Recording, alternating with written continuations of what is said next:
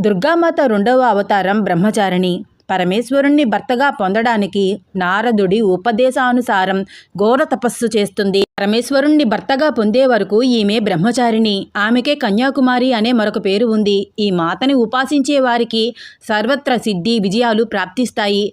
ఎవరైతే బ్రహ్మచారిణిని నిర్మల హృదయంతో పూజిస్తారో అతని తపస్సు శక్తి పెరుగుతుంది. ప్రతి రంగంలో విజయం సాధిస్తారు. బ్రహ్మచారి దేవిని పూజించడం వల్ల అకాల మృత్యు భయం ఉండదని నమ్ముతారు. తల్లికి తీపి అంటే ఇష్టం కనుక అమ్మవారికి చక్కెరతో చేసిన పదార్థాలతో పాటు పులిహార నైవేద్యంగా సమర్పిస్తారు. బ్రహ్మచారిణి దేవి తెల్లటి చీర కట్టుకుని కుడి చేతిలో జపమాల, ఎడమ చేతిలో కమండలం పట్టుకుంటుంది. అమ్మవారి ఈ రూపాన్ని పూజించడం వల్ల శక్తి, త్యాగం, సంయమనం, పరిత్యాగం అభివృద్ధి చెందుతుందని నమ్ముతారు. తల్లి బ్రహ్మచారిణిని తపశ్చారిణి, అపర్ణ, ఉమ, కన్యాకుమారి అని కూడా పిలుస్తారు. ఈరోజు బ్రహ్మచారిణి దేవిని పూజించడం వల్ల ఆమె అనుగ్రహం లభిస్తుంది.